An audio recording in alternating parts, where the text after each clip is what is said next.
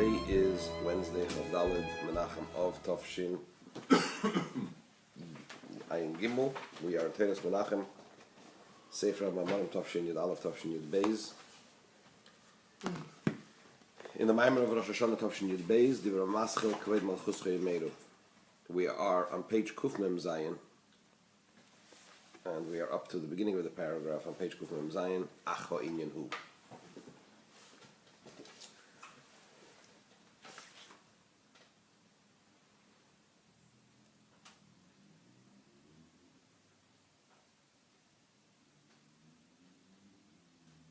I want to just elaborate, maybe until everybody else comes, on one point to refine one point that we learned before.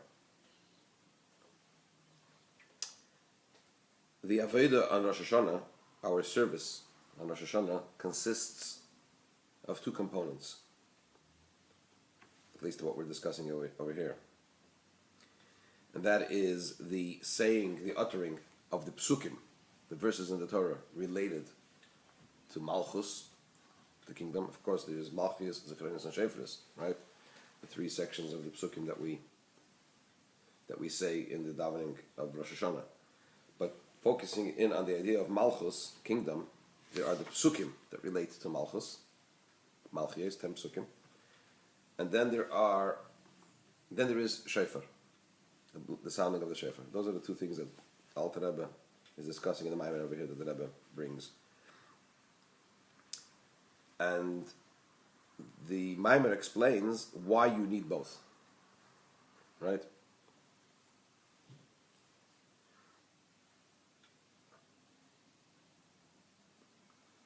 And then he explains why we need Tkiya Shvarim through and Tkiya.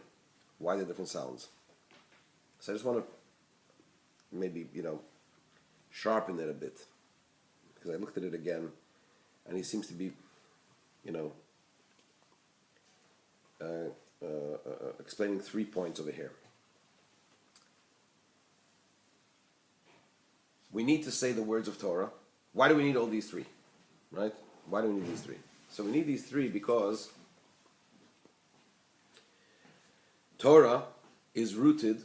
Torah, we say, right? That's the expression of the Zohar. Torah comes out from Torah. The Torah comes out from Chochmah, from the divine attribute of Chochmah, which is the first of all the 10 spheres, the first of all the 10 divine attributes. However, the way the Rebbe explains, the way Chassidus explains it, this statement is that it is Chochmah that reveals Torah. The attribute of Chochmah reveals Torah, but Torah is really rooted beyond Chochmah. Right? So Torah is rooted much higher, ultimately in the very essence of Hashem, right? And it is Chochmah, the attribute of Chochmah, that reveals it. So in other words, Torah is not rooted in Chochmah. Torah is rooted beyond Chochmah, higher than Chochmah, and Chochmah reveals it. Chochmah reveals that which is beyond it. So therefore, since on Rosh Hashanah, what's the idea of Rosh Hashanah? What happens on Rosh Hashanah? We need to draw down from a very high place. We have to re-initiate Hashem's pleasure from the man's service, right? So we need to reconnect, as it were, these tremendously high levels to our low world. So we need to use a device that touches very, very high. Torah is that device. Torah is rooted there, very, very high. And Torah has the ability, through us uttering the words of the Torah, relating to Hashem's kingdom and the greatness of being the king of the world, and so on and so forth, that reconnects Hashem and those levels that need to be reconnected with the world for the purpose of sustaining the world for the forthcoming year. And so that Hashem can have pleasure from the Avodah, from the man's service. That's point number one. So what's wrong? Why do we need shofar? So he says because that's not enough. Because ultimately, how do we use this device of Torah to reconnect to these tremendously high levels? Through uttering them with our words, with our speech. What are we trying to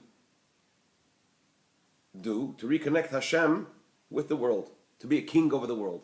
How does that transpire, in effect, in actuality? Through the divine attribute of Malchus. If you remember, we discussed quite at length that Malchus is the actualizing attribute. It takes everything that is from above and connects it further down. Up until Malchus, up until the attribute of Malchus, all revelations, all manifestations are within the existing realm. So for example, over here we're talking about Atzilus, the realm of Atzilus. Everything will be revealed in Atzilus. In order to take that and transmit it further, and for that to be connected ultimately with our world, you need that actualizing attribute of Malchus, which takes from above and transmits it further on below. Malchus is also the attribute through which Hashem creates the world, actual creation. How does Hashem create the world? Vayomer. The word that's used to describe Hashem creating the world is speech. He created through uttering the Asara Mamanas, the 10 utterances. So Malchus is also connected to the idea of speech, right? Words. So therefore, uttering words of Torah by man is not sufficient to draw down these very high attributes, these very high levels that we need to draw down on Rosh Hashanah, because based on the rule, as the Talmud says, Ein chavush matir atzmei, a captive cannot redeem himself, cannot free himself. So since both are related to speech, yes, Torah is rooted very, very high, and therefore it can touch those very high levels, but it's not sufficient in order to draw it all down into Malchus for further on transmission. Therefore, you need also the shofar. This plain sound, the shofar, which is what? The plain sound, the simple sound, which is a symbol of the expression from the person's very essence of his soul. In other words, words also express, but the words are a more external expression. A pure sound, a pure cry that comes from the very essence of the soul, that's beyond words. So therefore, even the method in which, and that pure sound, that expression from the very essence of the person's soul, touches the very essence of Hashem, and that is beyond Malchus, because it's beyond words, beyond speech, right? And therefore, that does have the ability to draw down into Malchus something which is completely beyond it. Then he went on to explain that shofar also has the element in it that it is lower than the human being. He explained the 4 elements, the 4 segments, the 4 categories of existence: the inanimate or the silent, the vegetable, the animal, and man, in ascending order, right? That which is lower, in actuality, means that in its source it's higher. So shofar being a ram's horn, and when it's detached from the animal, it even becomes an inanimate object, a silent object, right? It has within it something which is beyond even the person. So by the person, and so now we have this. We have the actual ram's horn. We have the person who blows the shofar. Then he made a point that the person is what he called tikkun. Shofar is rooted beyond tikkun, beyond Atzilus. Man is from the world of tikkun, generally from Atzilus, generally the realm of Atzilus. Shofar is rooted beyond Atzilus in the world of Tayu, the world of chaos, which is higher than Atzilus. That's why when it comes down as lower, because whatever is lower comes down as higher. Whatever is higher comes down as lower, right? Whatever is higher in its source, when it comes down lower in the actual revealed way.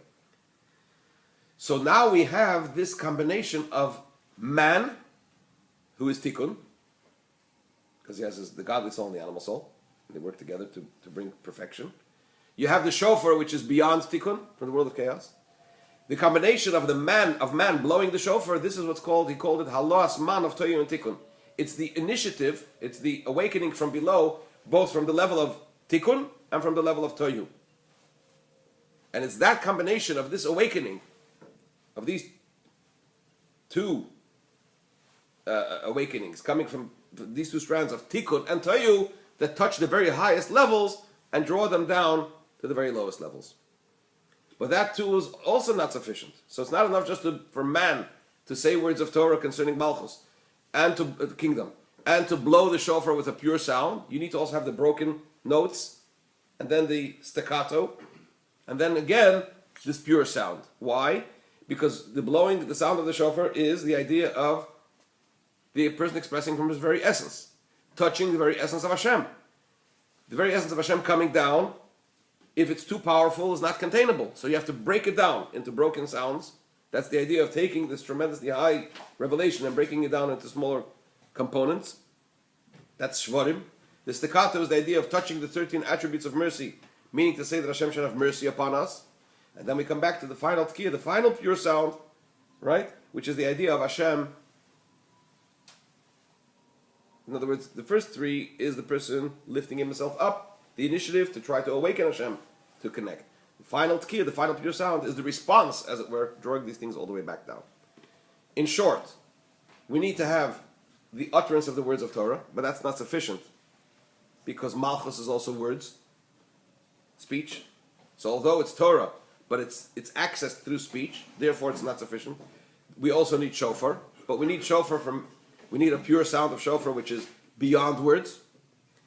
Then it's shofar because it's lower. The actual ram's horn is lower, in a lower bracket than the human being, but that means that it's rooted beyond the human being. Shofar is tohu, chaos, which is beyond tikkun. Man is tikkun. The combined effort of man sounding the shofar, that's halas man, the awakening of the female waters, the initiative of from below to try to awaken Hashem. It's a combined awakening of tohu and tikkun, right? Chaos and tikkun, and that touches the highest levels.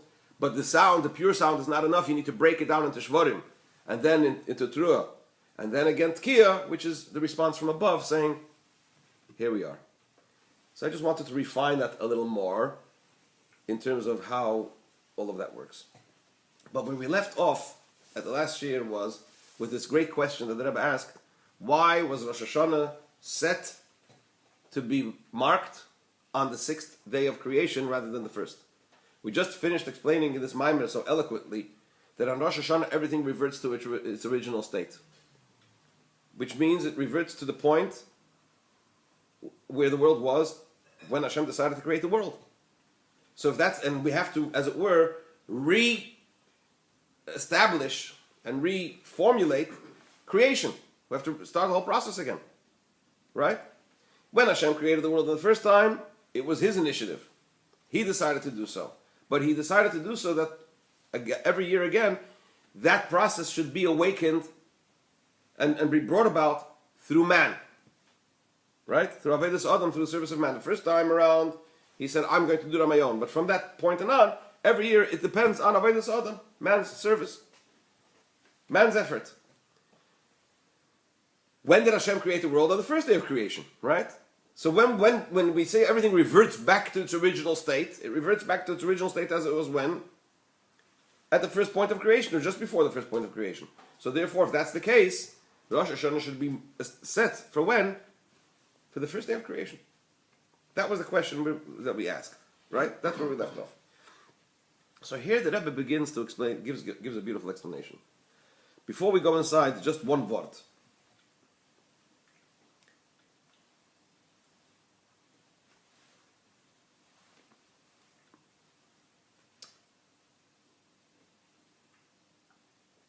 There is creation, and then there is the purpose of creation. Creation means the actual act of what? Of creating the world. The purpose of creation is, why does Hashem create? In the terminology of Chassidus and Kabbalah, creation itself is chitzonius. That's the external part of it. The pnimius, the inner part of creation is the purpose of creation. Why did Hashem create the world? When a person decides to build a home, there's the actual physical construction of the home, but then there is the purpose for which he builds the home, for him to live in the home and so on and so forth. So where is the person's nefesh? Where is his pnimius? Where does the person really connect with? In which part of the construction, as it were, does the person really connect with? It's not just the building of, the bricks and the mortar and so on and so forth. It's what the home represents, what it'll do for him, right?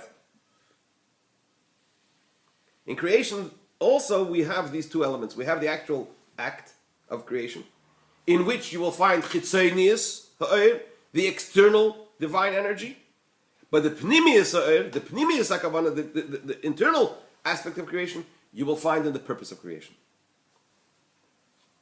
And that is the difference between the first day of creation and the sixth day of creation. And now let's try that inside. But to explain this idea, the hine tach, this page kuf mem zayin, at the top, 3 lines from the top, the beginning of the paragraph, but to explain this idea, the Rebbe says like this: the ultimate purpose of creation is, of existence is, this is one of the most famous quotes in Chassidus, one of the foundational concepts that Chassidus highlights. It's actually a medrash in Tanchuma. The medrash says that Hashem desired, Nisav is even more than desired, he lusted, that there should be for him, Yisbarach, blessed be he, Dira betachtenim, a dwelling place in the lowest realms. That is the reason, or the purpose for which Hashem created the world. In order for him to actualize this desire that Hashem had to have a dwelling place in the very lowest realms. Why? Why did he have this desire? That we don't know why he had this desire. And as is explained in other places in Chassidus, as afataiva is ketamnita, that when we talk about, in reference to a desire, an innate desire, a lust, there is no reason. It's beyond reason. That's the point. It's beyond comprehension why Hashem decided and has this tremendous desire to have a dwelling place in the lowest realms. So why? The why we do not know. But this we do know. Shetam habriyahu, that the reason for creation is because Hashem had this innate desire to have for himself a dwelling place in the lowest realms. So he created a world, as we know it, a very low realm, and it's there that he desires to have a dwelling place for his very essence. How is that actualized? That's actualized through Avodas Adam, through man serving Hashem, as prescribed in the Torah. Avodas Habirurim and so on and so forth, as we know, Chassidus explains at length. And that is the idea of bringing down the very essence of Hashem into the very lowest realms. So in other words, you have creation, and you have the purpose of creation. Right? Creation is the actual physical creation of the world, but the purpose of creation is to bring down the very essence of Hashem into this very low realm. When did the purpose of creation start becoming actualized? The beginning of the fulfillment of this intention, this purpose of creation, to have a dwelling place in the lowest realms, when was that? That began on the sixth day of creation. Yom Brei Adam Harishon, the day Adam Harishon, the first man, was created. And the Rebbe articulates that. Why? Ki. Haneshama Hichelek. In other words, how is man? What constitutes man? It's man's body and man's soul, right? The guf and the neshama. So he says like this: Haneshama Hichelek Elakabe Mal Mamish. The soul that man has is a part of Hashem above Mamish. Uman de Nofach, Mitechi Nofach, Yusuf Atzmusei. This is a quote from the second chapter of Tanya. And he who blows from his inside, from his innermost and essential essence, right? From inside of himself. So in other words, this is a reference to that which it says in the Pasuk, that when Hashem created man, when he formed his body, it says afterwards, Vayipach ba'apav nishmas chaim, and he blew into his nostrils a soul of life. What's the difference between, when you speak, you also expend breath, right? But when you blow from deeper inside. When a person blows, if you blow too long, what happens? You become exhausted. Why? Because it comes from a far more internal place. So Vayipach ba'apav nishmas chaim, Hashem blowing into the man's nostrils a soul of life, denotes Hashem giving part of his innermost aspects, from the very essence of Hashem, into man. So the soul is what? Part of Hashem, part of God. V'haguf hu gashmi. The body is a physical existent physical entity. V'nivra, how was the body created? Be'ofen shemitchila yagolim. First, it was a form, an inanimate, dead form. Shebazen ishtansa yitziras gufa adam mishkar kol nevroim. This is the way in which the creating of man's body was different than all other creatures. All other creatures, their body and their soul were created together. Hashem said, "Let there be a bird." What happened? The body of the bird was created, and the life force of the bird was created. How was man created? Hashem took Ofar Min Adama. He took earth, and he formed it into a body. And into this dead existence, into this dead form, Hashem blew in a breath of life, Nishmas Chaim, and he blew it in. So in other words, man's creation is different from other creatures' creations in two ways.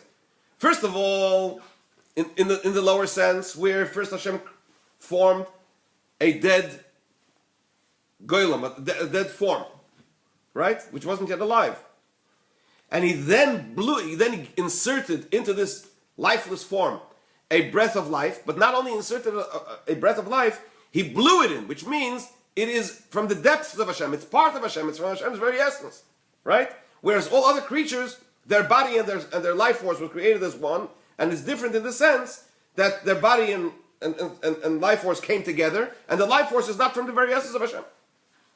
It's not from the inside of it. He didn't blow in the breath of life into them. You with me? So in other words, in man you find the two extremes.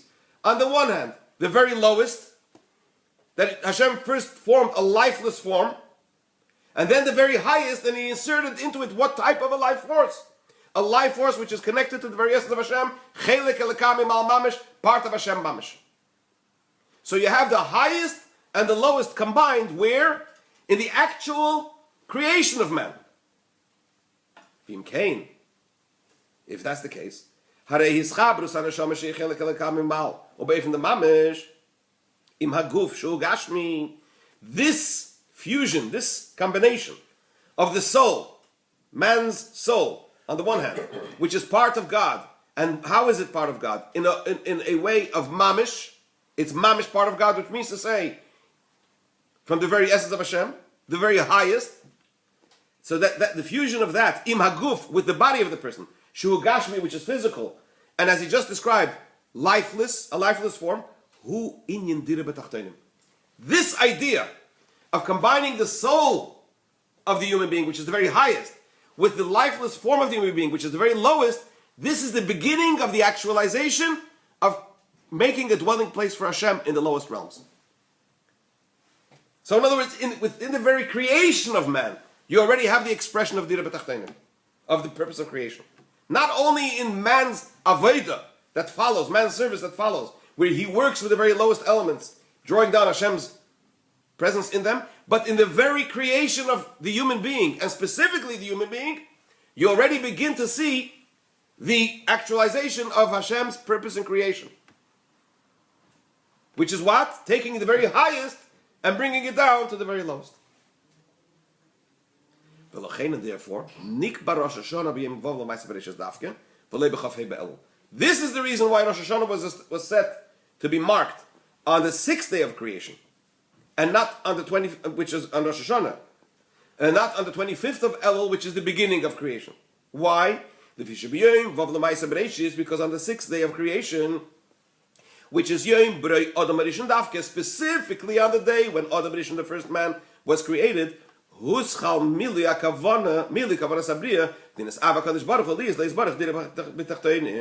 is on that day that the fulfillment of Hashem's intended purpose in creation, which is his desire to have a dwelling place in the very lowest realms, that's when it began. How? When? Where? In the very creation of man. V'hainu. The Rebbe spells it out. But Hashem created the world up in the run-up to man. He also created the world. He also created this low realm. But he explains the difference. Before the creation of man, what was drawn down into the world which aspects of godliness were drawn down into the world? It was an external flow of divine energy. This is why, this is the meaning of the pasuk in Tehillim, which says that the heavens were made with Hashem's word, by Hashem's word. Meaning to say, Hashem created the world through His power of speech. Meaning to say, Shezeu b'chinas chitzonius. This is the external dimension of godliness that existed and caused existence to come into being up until man, right? As mentioned before. Sorry? They heard about the Shiur, these guys. Right? So b'meil is vos. This is external. Why? Because this doesn't yet express Hashem's intended purpose in creation. So this is the actual basic construction of, as it were, the bricks and mortar of the existence of the world. But v'dafke b'brias adam erishin, specifically when it comes to creating the first man, then hoysam shacha pnimis, over there we have the internal expression and drawing down of Hashem's very essence, of Hashem's very of the pnimius of godliness into the world. Why?